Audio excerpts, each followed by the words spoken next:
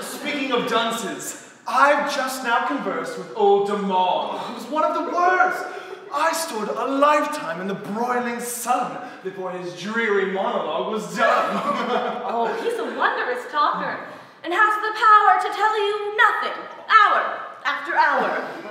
If, by mistake, he ever came to the point, the shock would put his jawbone out of joint.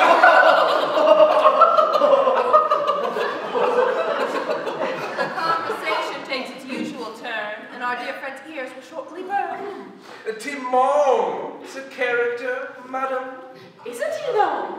A man of mystery from top to toe, who moves about in the romantic mist on secret missions, which do not exist. His talk is full of eyebrows and grimaces. How tired one gets of his momentous faces. He's always whispering something confidential, which turns out to be quite inconsequential. Nothing's too slight for him to mystify. He even whispers when he says, goodbye. Oh, tell us about Gerard. Oh, that tiresome ass! He mixes with only the titled class, and fawns on dukes and princes, and is bored with anyone who's not at least a lord. The man's obsessed with rank, and his discourses are all of hounds and carriages and horses. He uses Christian names with all the great, and the word "me lord" with him is out of date. He's very taken with Belize, I hear. She's the dreariest company, poor dear. Whenever she comes to call, I grope about to find some topic which will draw her out. But, owing to her dry and faint replies, the conversation wilts and droops and dies. In vain one hopes to animate her face by mentioning the ultimate commonplace, but sun or shower, even hail or frost are all manners she can instantly exhaust.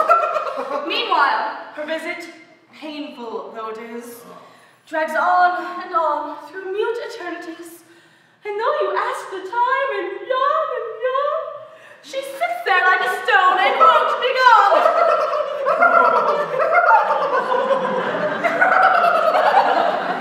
Tell us about Adras. That conceited elf has a gigantic passion for himself.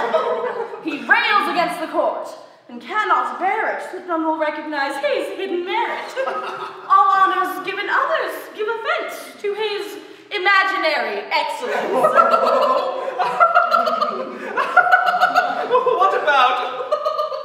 What about young Cleon? His house, they say, is full of the best society night and day. His cook has made him popular, not he. It's Cleon's table people come to see. He gives a splendid dinner, you must admit. Yes, but must he serve himself along with it? For my taste, he's a most insipid dish, whose presence sours the wine and spoils the fish.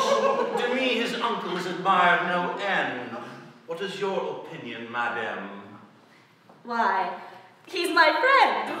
He seems a decent fellow and rather clever. He works too hard at cleverness, however. I hate to see him sweat and struggle so to fill his conversation with bon mots. Since he's decided to become a wit, his taste is so pure that nothing pleases it. He scolds at all the latest books and plays, thinking that wit must never stoop to praise, that finding fault's a sign of intellect, that all appreciation is object, and that by damning everything in sight, one shows oneself in a distinguished light. He's scornful, even of our conversations. Their trivial nature sorely tries his patience. He folds his arms and stands above the battle, and listens sadly to our childish prattle. Wonderful, madam. You've hit him off precisely. No one can sketch a character so nicely. How bravely, sirs, you cut and thrust at all these absent fools, till one by one they fall. But let one come in sight, and you'll all at once embrace the man you lately called a does, telling him in a tone sincere and fervent how proud you are to be his humble servant. Why pick on us? Madame's been speaking, sir, and you should quarrel, if you must, with her. No. The fault is yours, because you lead her on with laughter and applause, and make her think that she's the more delightful, the more her talk is scandalous and spiteful.